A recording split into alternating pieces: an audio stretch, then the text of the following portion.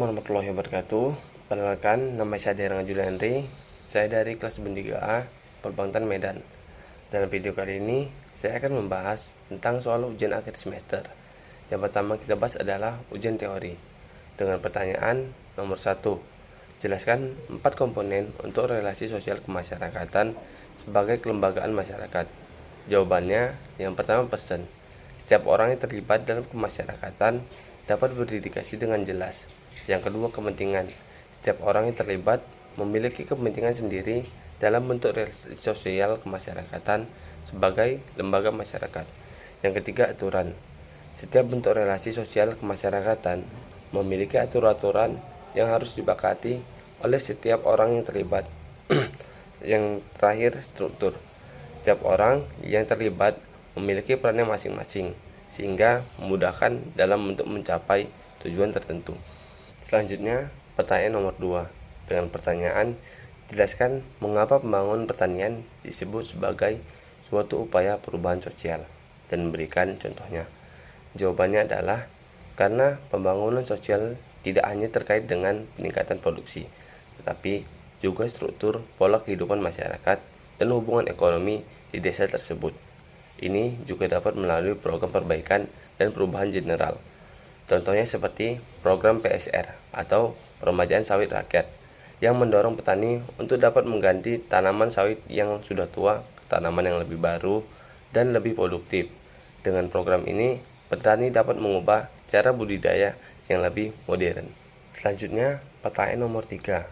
Dengan pertanyaan, jelaskan bagaimana dinamika perkembangan kelembagaan petani, peluang dan juga tantangan gerakan kolektif melalui gerakan atau kegiatan Brigade Pangan di Indonesia.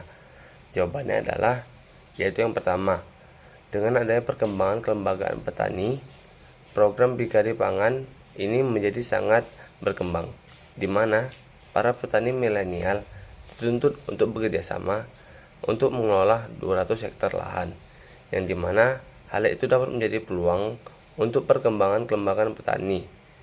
Yang kedua adalah peluang yang didapat dari kelembagaan petani. Dengan adanya gerakan kolektif melalui program Brigade Pangan dapat menjadi sumber pendapatan dan juga kenaikan devisa dari masing-masing kelompok tani.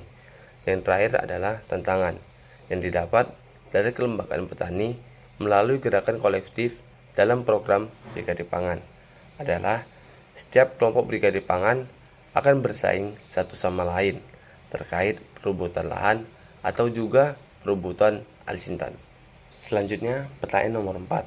Dengan pertanyaan, jelaskan bagaimana proses pembentukan dan peningkatan kapasitas kelembagaan petani dan juga kelembagaan ekonomi petani yang diinisiasikan dalam program Brigade Pangan.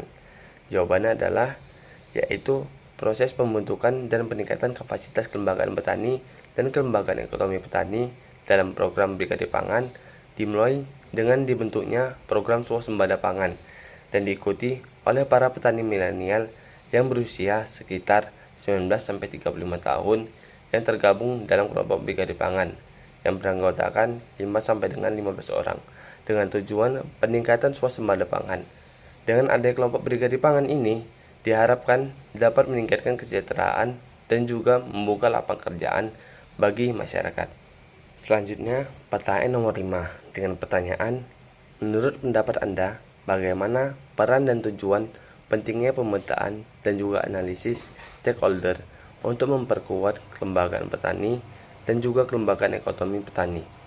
Jawabannya adalah yang pertama, sebagai sumber informasi terkait data-data yang terjadi di lapangan. Yang kedua, sebagai penentu untuk tumbuh dan berkembangnya kelembagaan petani dan juga kelembagaan ekonomi petani. Yang terakhir, pertanyaan nomor 6. Dengan pertanyaan, menurut Anda, bagaimana penumbuhan dan pengembangan kelembagaan petani dan kelembagaan ekonomi petani masyarakat petani yang dapat dirancang untuk mendukung pertanian yang lebih modern untuk mencapai swasembada pangan dan kesejahteraan petani? Jawabannya adalah yang pertama, melakukan dan menjelaskan program-program pemerintah dengan baik dan amanah, seperti program Brigade Pangan, perluasan area tanam, optimalisasi lahan, dan sebagainya. Yang kedua, mendukung dan bekerja sama setiap program-program pemerintah yang terkait dengan swasembada pangan. Yang ketiga, memberikan kesempatan bagi kelompok tani untuk menggunakan dan mencoba teknologi terbaru terkait dengan pengolahan lahan. Yang keempat, melakukan pertemuan rutin dengan para kelompok tani untuk membahas kegunaan alis intan. Yang kelima, memberikan pertemuan kepada setiap anggota kelompok tani terkait penggunaan teknologi terbaru yang mendukung program swasembada pangan. Kemudian soal praktek. Soal nomor 1 dengan pertanyaan, apabila saudara ditugaskan sebagai penyuluh pertanian yang diminta untuk menginisiasi pembentukan kelembagaan petani dan kelembagaan ekonomi petani pada komunitas perkebunan strategis di kabupaten tertentu. Uraikan strategi, langkah-langkah, serta kegiatan yang dapat dipersiapkan dalam upaya pencapaian tersebut. Jawabannya adalah contoh pada komunitas kelapa sawit.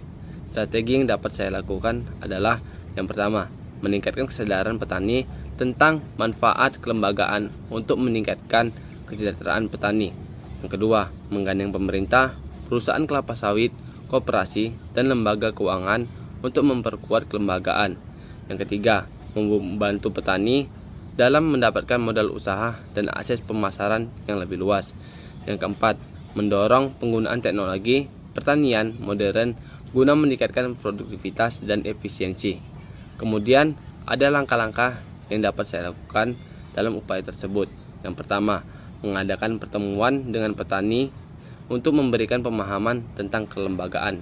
Yang kedua, menyampaikan contoh kelembagaan petani sawit yang telah sukses sebagai motivasi. Yang ketiga, membentuk kelompok tani sawit dengan pengurus yang dipilih secara demokrasi. Yang keempat, menetapkan tugas dan tanggung jawab masing-masing pengurus organisasi agar berjalan lebih efektif. Yang kelima, membahas dan menetapkan peraturan kelembagaan untuk mengatur tata kelola kewajiban anggota. Yang keenam, menentukan sistem kerjasama dengan perusahaan dan koperasi untuk memastikan keberlangsungan usaha. Yang ketujuh, menghubungkan kelembagaan dengan bank atau koperasi untuk mendapatkan modal usaha. Yang kedelapan, mencari peluang pasar yang stabil dan menguntungkan bagi petani sawit. Yang kesembilan, melakukan pengawasan dan pelatihan berkelanjutan untuk meningkatkan kapasitas petani. Selanjutnya, soal nomor 2 dengan pertanyaan terkait dengan kelembagaan yang sudah terbentuk. Jelaskan hal-hal berikut. A. Mekanisme pemilihan pengurus. Yang B. Penetapan aturan atau kesepakatan bersama. Yang C. Proses perencanaan kegiatan. Dan D. Proses pengambilan keputusan. Jawabannya adalah A. Mekanisme pemilihan pengurus. Pemilihan pengurus kelembagaan petani sawit dilakukan melalui yang pertama, musyawarah anggota untuk mengusulkan calon pengurus. Yang kedua, pemungutan suara secara demokrasi dan mufakat. Yang ketiga, penetapan pengurus terpilih berdasarkan suara terbanyak. Kemudian yang B, penetapan aturan atau kesepakatan bersama. Aturan kelembagaan ditetapkan melalui rapat anggota dan mencakup yang pertama, hak dan kewajiban anggota kelembagaan petani. Yang kedua, tata cara pengelolaan lahan, produksi, dan juga distribusi hasil panen.